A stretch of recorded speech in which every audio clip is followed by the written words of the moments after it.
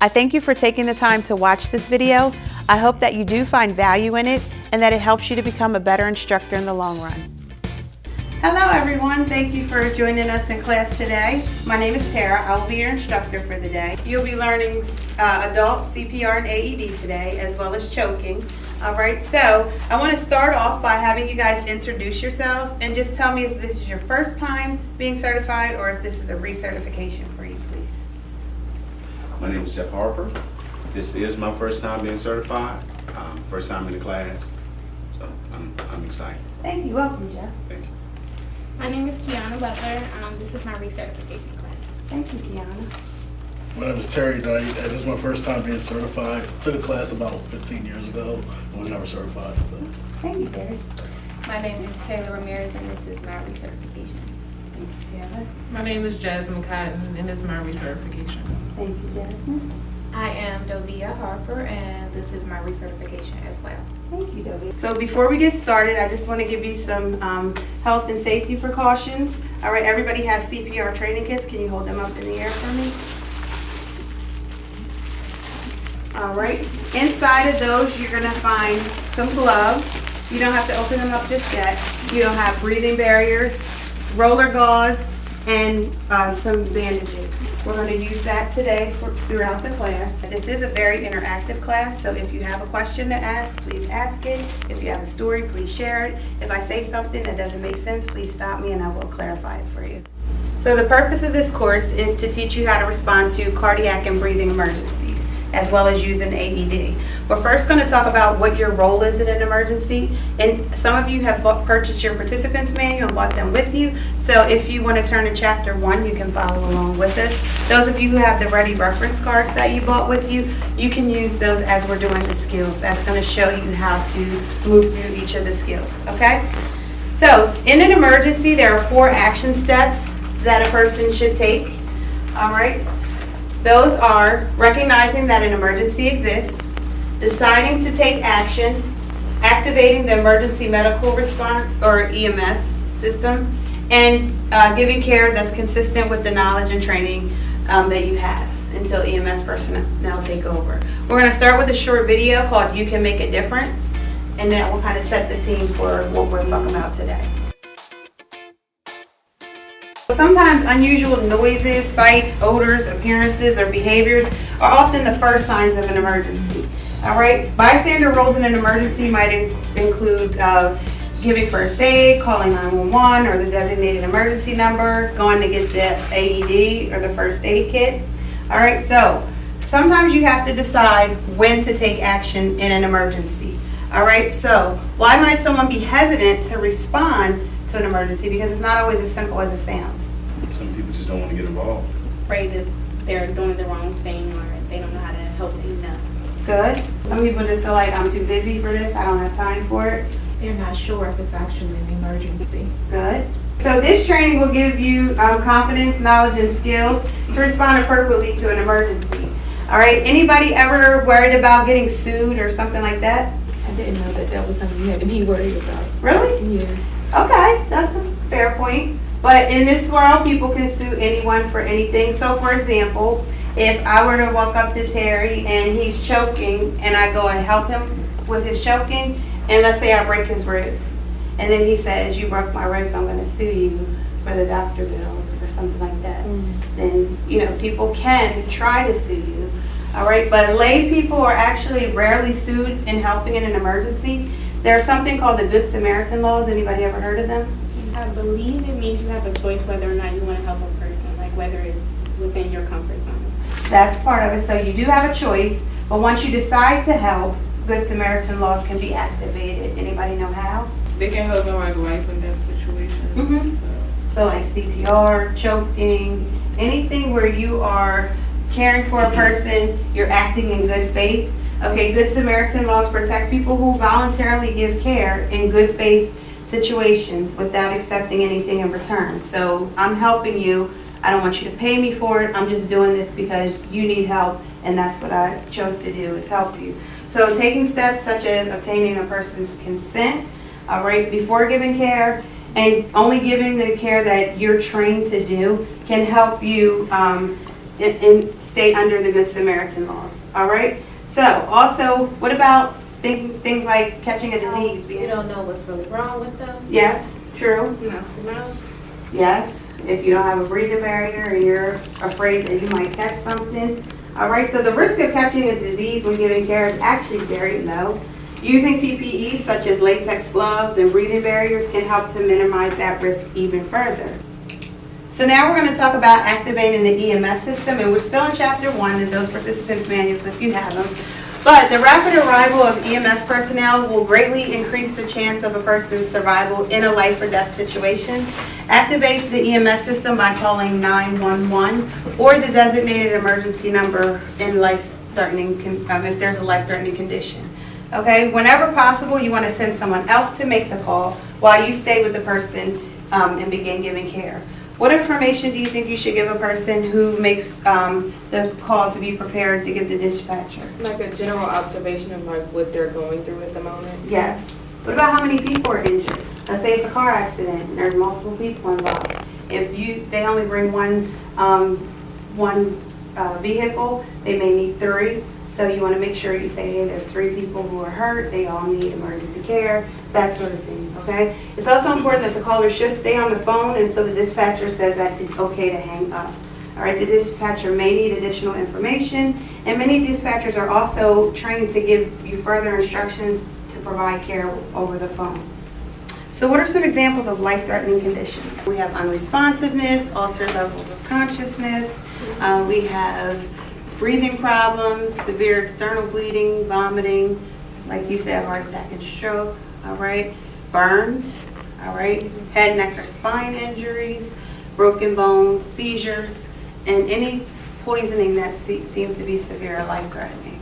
Before you give care, you must obtain consent, okay? To obtain consent, you want to tell the person who you are, the level of training that you have, what you think is wrong, what you plan to do, and then you ask for permission to provide care, okay? We need to get consent if the person is a minor, all right, and we can get consent from who? The parent or the guardian, all right? If the parent or guardian is not present, then consent is implied. If the person is awake and alert and they do not give you consent, you are not allowed to treat them or give care. You must call EMS personnel if you believe that the person has a life-threatening condition and wait for them to arrive. We're now going to watch a video on Check Call Care. These are the 3 action steps that must be taken in an emergency. All right, so now here's your chance to do a little bit of practice. We're going to walk through the steps of sample and doing the head-to-toe check together. So I'll ask you to find a partner. All right, so you and your partner can rock, paper, scissors, shoot. The winner will be the responder first. You go first. All right. So who are my responders? Raise your hand. You the winner. The winner, yes. So the injured or ill person, please have a seat. And I will walk you through the steps of using sample and doing the head-to-toe check. So our responders are standing up. Our injured or ill people are sitting. Your injury or illness will be something minor. So either a cut on your arm or a cut on your leg. Interview the person using sample to get a better understanding of the situation and the nature of their injury or illness.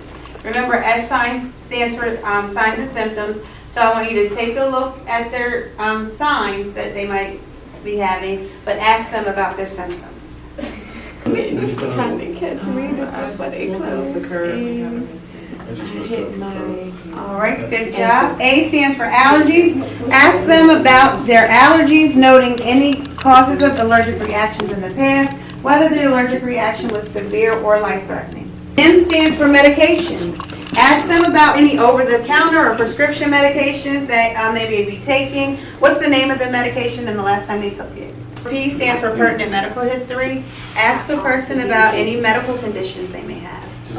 L stands for last food or drink. Ask them about the last time they had something to eat or drink, what they ate or drank, and how much. So next you're going to check each body part in a systematic manner from head to toe.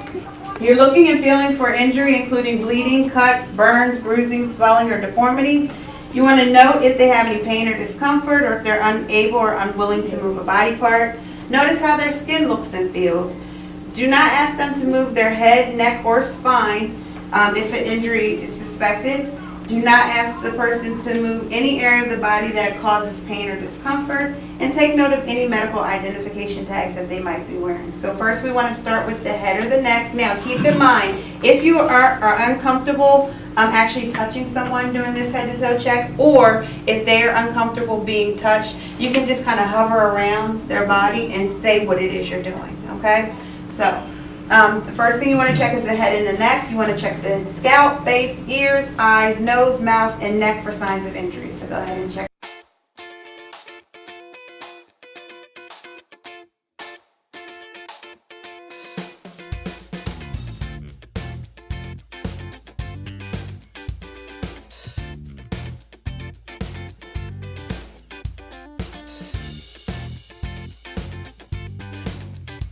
You want to call 911 or the designated number if necessary, and provide care according to the conditions that you find and the level of your knowledge and training.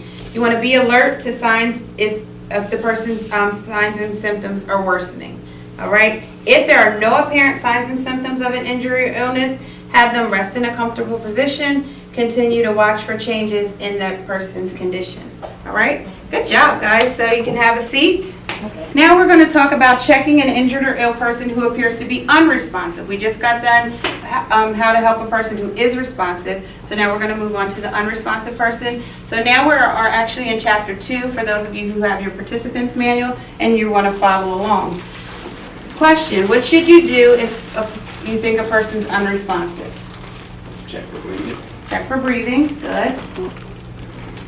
Yell their name and say, try to get their attention. Good. Very good. Anything else?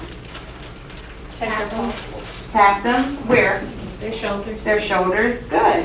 Gasping is not normal breathing, okay? How long should you check for responsiveness in breathing? 5 to 10 seconds. Good, 5 to 10 seconds, all right? If the person responds, for example, if they move or moan or open their eyes but they're not fully awake, you do want to send someone to call 911 or the designated emergency number. Send someone to get the AED and the first aid kit.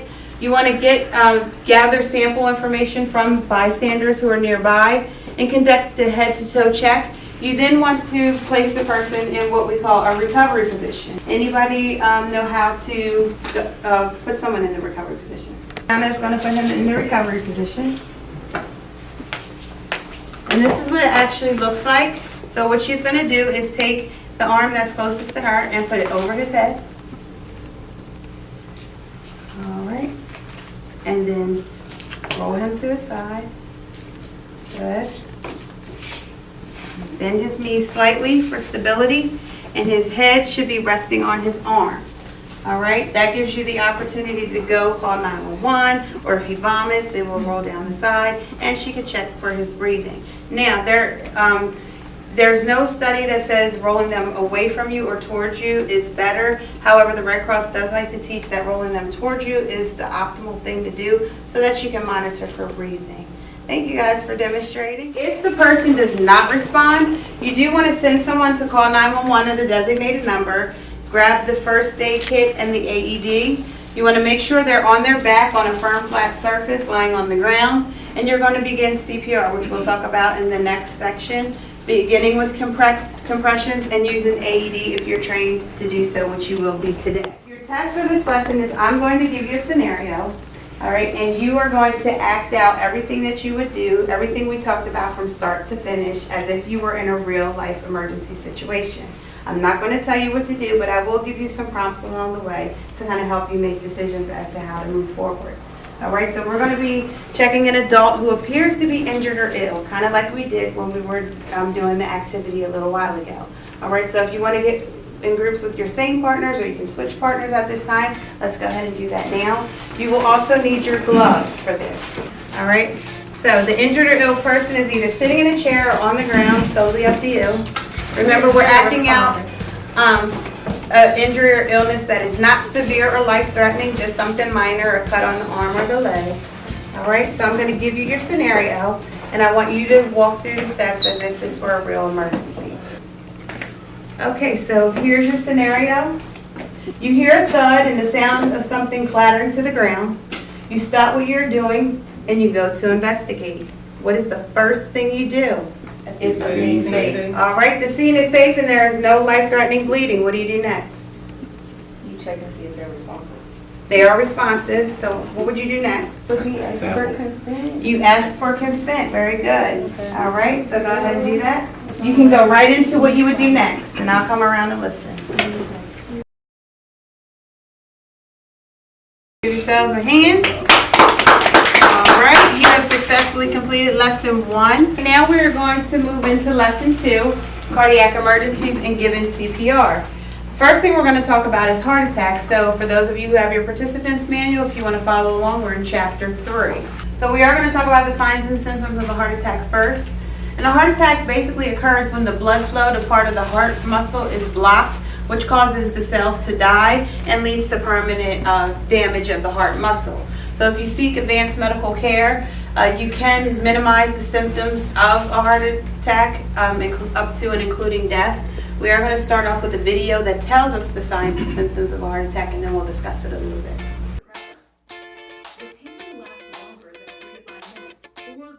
Individuals may experience heart attack signs and symptoms differently, and not everyone will have every sign or symptom, all right? Even people who have had a heart attack before in the past may not report the same signs and symptoms with a second heart attack. Men often have the classic signs of a heart attack. So anybody ever seen the show Sanford and Son? So what did Fred Sanford do every episode? He grabbed his chest. He said, "Elizabeth, I'm coming to join you, honey." He had a quote-unquote massive heart attack. Men usually report those signs, okay? The chest pain that radiates down one arm, okay? And women, they experience much more milder symptoms, such as shortness of breath, nausea, vomiting, maybe some extreme fatigue, dizziness, or lightheadedness. So it is important to call 911 or the designated emergency number immediately if you think someone is having the signs and symptoms of a heart attack. If you think someone is having those symptoms, again, you're going to call 911. You want to be prepared to give CPR and use an AED if the person becomes unresponsive and you are trained, which you'll be very shortly. You also want to help the person rest in a comfortable position, all right? Many people find it easier to breathe when they're sitting.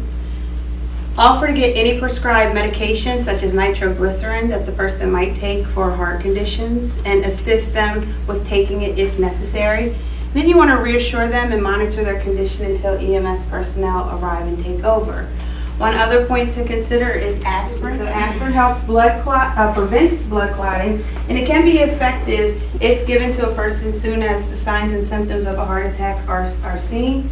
Other types of pain relief medications, such as acetaminophen, which is Tylenol, ibuprofen, which is like a Motrin or Advil, or naproxen, such as Aleve, are not effective for a person who are experiencing the signs and symptoms of a heart attack. Aspirin-containing combination products that are meant to relieve multiple conditions are also not effective as well.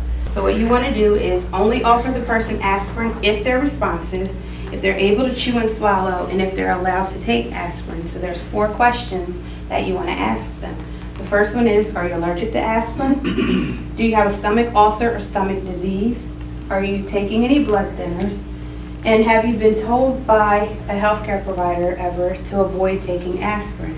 If they answer no to each of these questions, you are able to give them either 2 low-dose aspirins, which we used to call baby aspirins. They're 81 milligrams, or 1 regular strength 325 milligram tablet of aspirin. They must chew it completely and swallow it in order for it to become effective. We're now going to talk about cardiac arrest and the cardiac chain of survival. All right, cardiac arrest frequently happens suddenly without any warning signs or symptoms. Cardiac arrest can usually recur as a result of cardiovascular disease, breathing emergencies such as either drowning or choking, severe trauma, electric shock, or drug overdose. Now, although a heart attack can lead to cardiac arrest, they are 2 separate events. They're not the same condition. And a person who's in cardiac arrest is unresponsive, they're not breathing, and they have no heartbeat. So we're now going to watch a video on the cardiac chain of survival. It's the 5 links that when activated can help a person's chances of survival in a cardiac emergency. So now we're going to jump into CPR. I'm going to show you a video on giving CPR. All right, if you can bring your breathing barriers that are in your bags. So at your mannequins, the first thing you want to do in an emergency, of course, is what? Check your scene for safety. We know that, right? And then it is going to be safe here. So we're also want to put on our gloves, our PPE. And then you want to verify that the person is unresponsive and not breathing. The first thing you want to do is shout to get the person's attention by using their name if you know it. If the person does not respond, tap their shoulder again and shout while checking for normal breathing. So can we practice that? Hey. Hello? Hello, are you okay? Are you okay? Good job.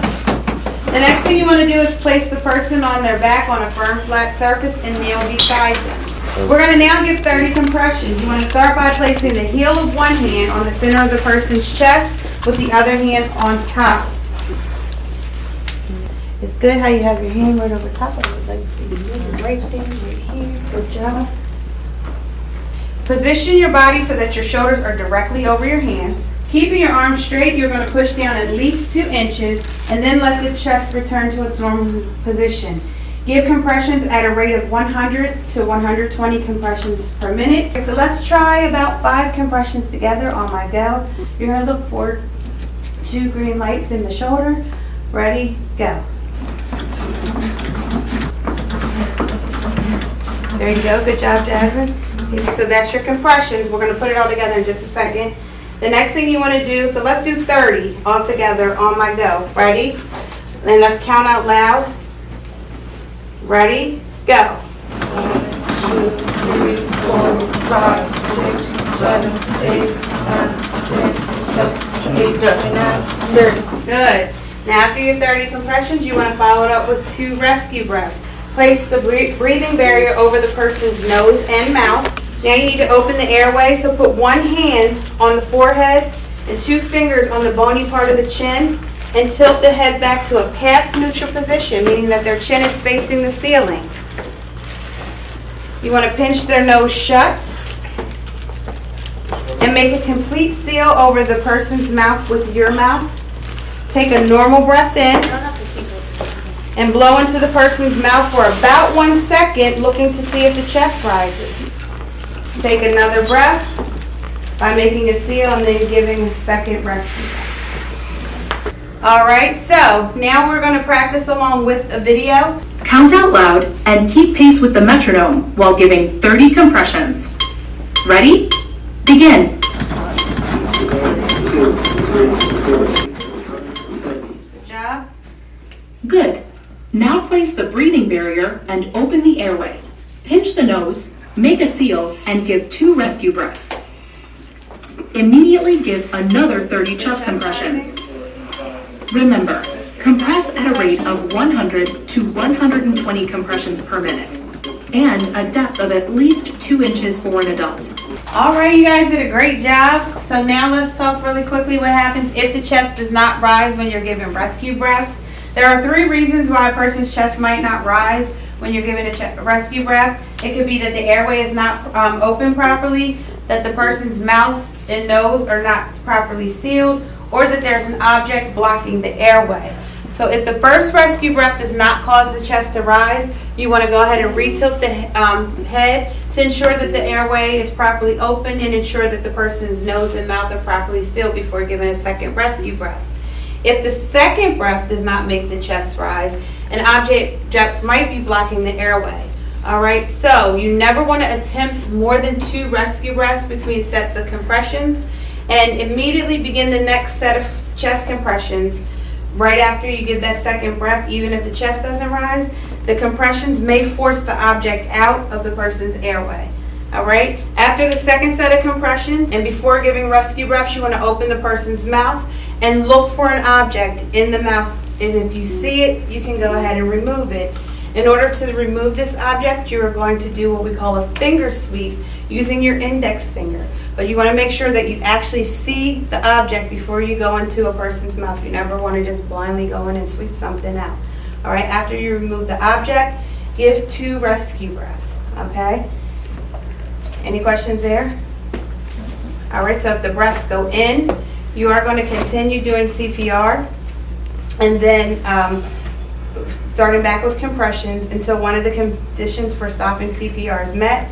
And if the breaths do not go in, you still continue doing CPR, but continue looking for the object in the person's mouth after each set of compressions, and remove the object if you see it until the rescue breaths go in.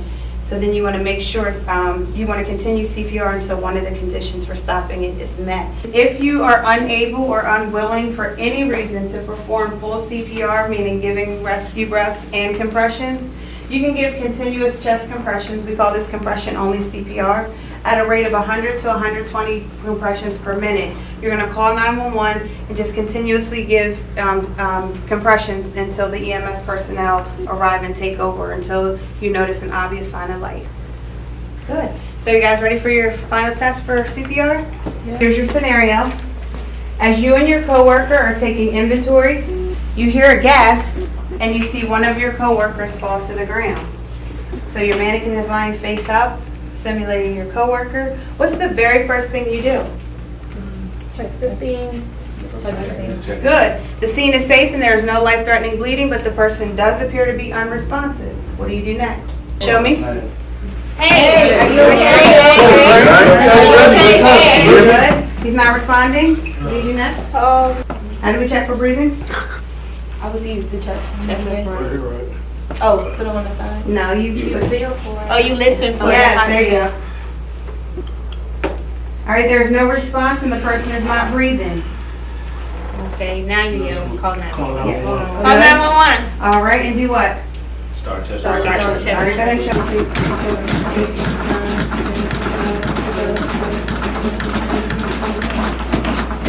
And EMS personnel have arrived and taken over. Great job, everyone. You have successfully completed part 2. You're halfway there. All right. We're now going to talk about AEDs, so you guys can come back to your seats for a moment. So we're going to talk about AEDs now, and if you're following along in your manual, we are in chapter 3. Keep in mind that with the cardiac chain of survival, early defibrillation is that 3rd link in the chain. All right, so we're going to watch a video entitled AED Basics, and it's going to tell you a little bit about the AED. Then I'll talk about it, and we'll play a little game, and then we'll practice using the AED. Some AEDs kits come with a carrying case. Inside that carrying case are the AED and the AED pads. There's actually a live AED in the back if you want to take a look at it after class. Some of them have pediatric pads. All right, or they might have a key to switch over from adult to pediatric. That is designed to specifically analyze a child's heart rhythm and deliver a lower level of energy. These pads should only be used on children up to age 8 and weighing less than 55 pounds.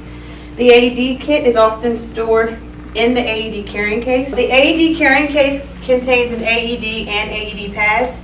Some AEDs come with pediatric pads, and they're designed to deliver a lower level of shock or energy, excuse me. These pads should be used for children up to the age of 8 and weighing less than 55 pounds. Other AED pads have a key or a switch that configures the AED for use for children 8 years of age or weighing less than 55 pounds. The AED kit is often stored near the AED carrying case. We actually have a live kit in the back if you'd like to take a look at it after class.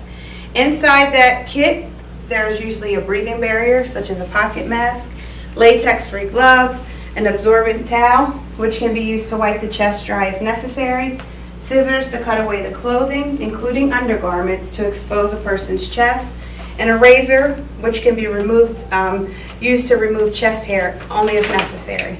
So we're going to play a little game. It's a fact or fiction. I'm going to read a statement to you, and I want you to raise your hand if you think it's fact, or raise your hand if you think it's fiction. Cardiac arrest is the same as heart attack. Who says that's a fact?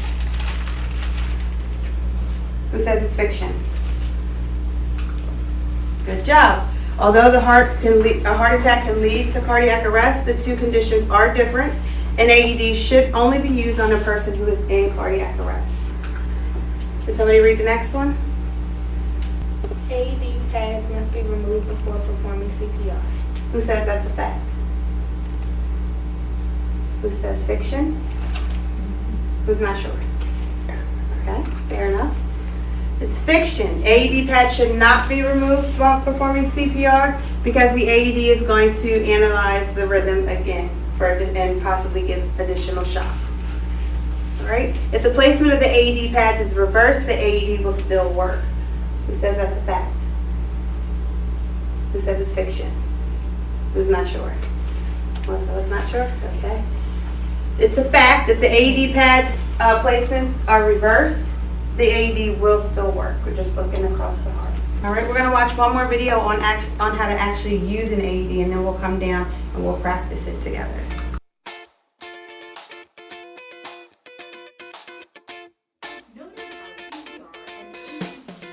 If there are two or more responders that are available, both of them should identify themselves as trained first. The first responder is going to start CPR while the second responder will call 911 or the designated number and obtain the AED and gets the AED ready to use. All right, the first responder should not stop CPR until the device is ready to analyze the heart's rhythm, and the second responder has everyone stand clear, okay? So while the AED is analyzing, the responders should switch roles.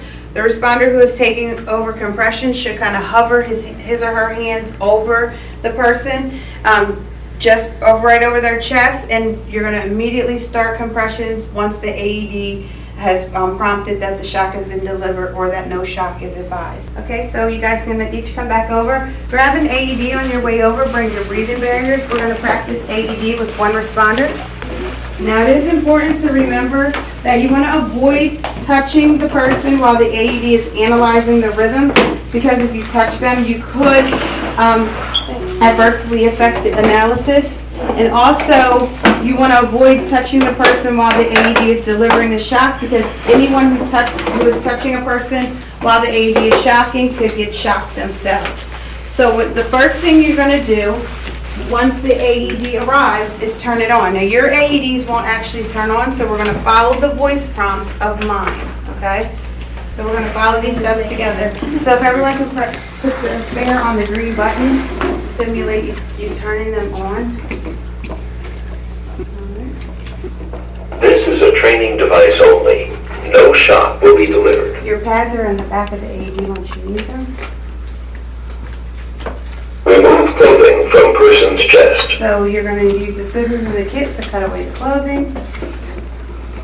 Attach pads firmly to person's chest as shown. Alright, so where are we placing the pads? Upper right chest Good. and underneath on the left, under his underarm. Good. So one in the upper right and one on the lower left, right in the underarm. So go ahead and do that. So you're going to plug the connector. It goes in the upper left-hand Check corner. connector and pads.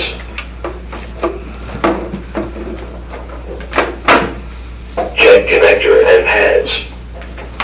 Good job. Analyzing rhythm. Everyone stand clear. Now you want to say clear and loud commanding clear. Good job. Shock advised. Charging. Everyone stand clear. Shout clear again. Everyone stand clear. Push the shock button. Alright, that's that yellow button. Good job. Shock delivered.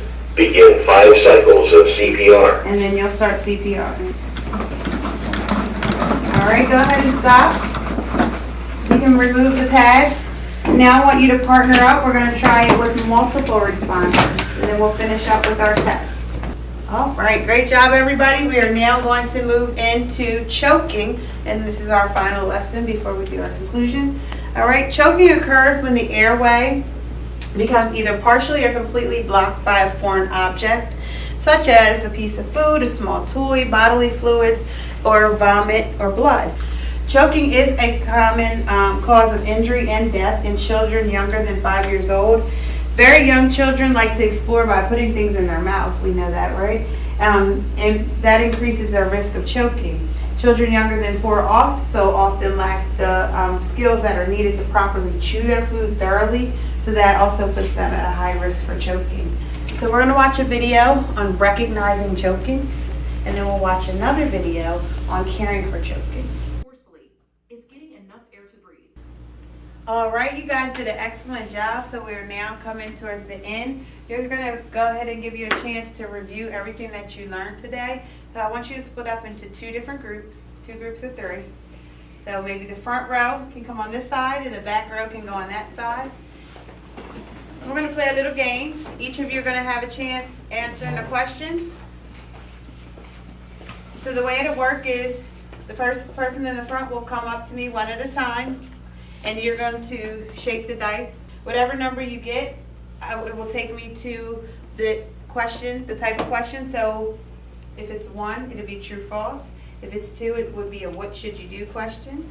If you roll a 3, it's going to be a show me how to question. A 4 is sequence the steps, and 5 is a short answer question. And the team with the most points will win. All right. Now, if you have a question, if you're not sure about your answer, you can get a lifeline from one of your teammates, but only one. You can go back and ask them to help you out. Giving CPR, what are the steps? Check to see if the scene is safe. Yes. Ask someone to get the AED machine and the CPR and the first aid kit. Okay. Okay. And Well, then before that, what would you do? with the person, check to see if they're breathing. Yes. By listening. Mm-hmm. And then ask to get the AED machine. Good. And then I would check to see if they were breathing again. You can. Tap them, see if they're responsive, call their name if you know it. And then start compressions. How many compressions? 30 compressions, 2 breaths. Very good. All right, 1 point for this team. Hey. 6. All right. 6 is instructor wild card. So I get to pick. All right. So let's do a true or false. If a person is unresponsive and in need of first aid, consent is applied. True or false? So the person is unresponsive, Unresponsive and in need of first aid, true, the person that is implied. it's applied. True. All right. 2 points. 1 point. 1 point. Everybody, give yourselves a round of applause. You did an awesome job.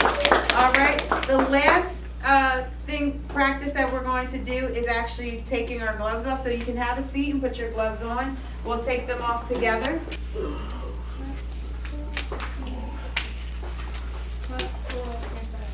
All right. So you do this with me. All right. You're going to pinch the palm side of the glove on the outside near your wrist. Pull the glove towards your fingertips, rolling that glove into your still gloved hand. 2 fingers, slip them in here, turn it inside out. All right, now we have our clean glove, our clean hands. What are we going to do with our hands next? Wash them. Wash our hands. So we water. 20 seconds with soap and water. Great job, everyone. Give yourselves a round of applause. I do want to thank everyone for taking the time to take this class. I hope you learned a valuable skill. You will get your CPR certificates very shortly by email directly from the American Red Cross. And be sure to download the free app that the Red Cross has on it's a first aid app. It will go over everything that you learned in class today. And once again, I thank you for being an awesome class. Great job. Thank you.